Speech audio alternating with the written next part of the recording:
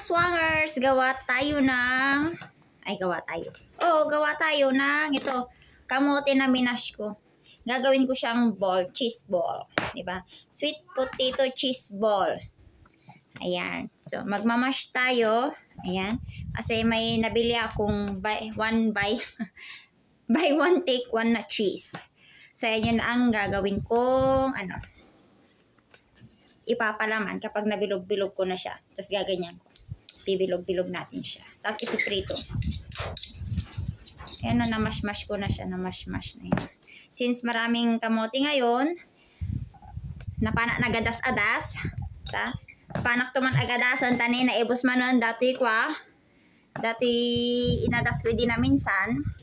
Agadasak ti kamote. Taimpakan ko tarakan ko nga bibi. Hindi na minsan nagarami ti halo-halo nga kamote. Tata.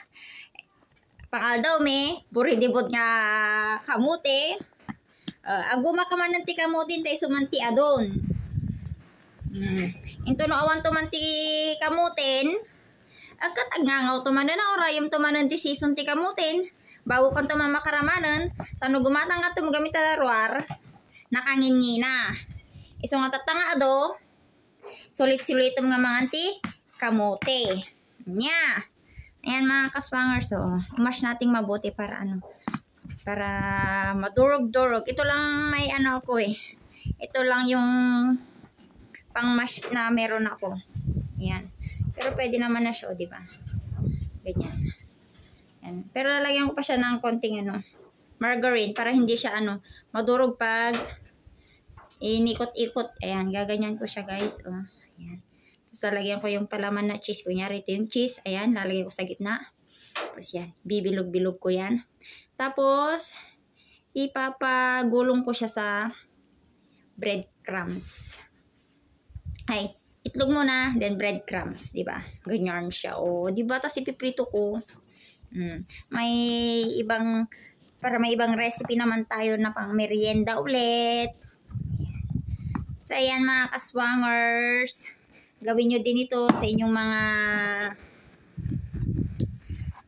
tahanan. Kung may mga, yung murang murang kamote.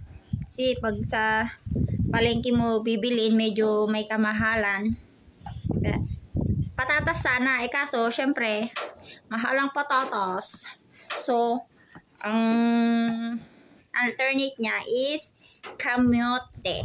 Ayan. Kamote ang gagawin natin. Ay! O, di na. Nakabantay yung aking pusa. Nag-aabang ng makakain niya. Ayan siya. Ito. Ayan na, kumain. Kailangan nating i-mash siyang mabuti. Yung medyo naman, yung wala ka nang mararamdaman na na bilog-bilog ba. Para mas maganda siyang ibilog. So, ayan, kanina pa ako nagmamash mga kaswangers.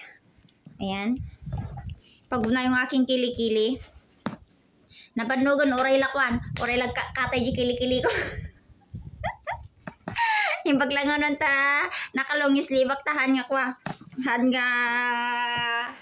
anatan dumaloy anatan agayos pababa nga mati nga sa uak di syempre pati mo dadjay laway ko nagditer aramidek.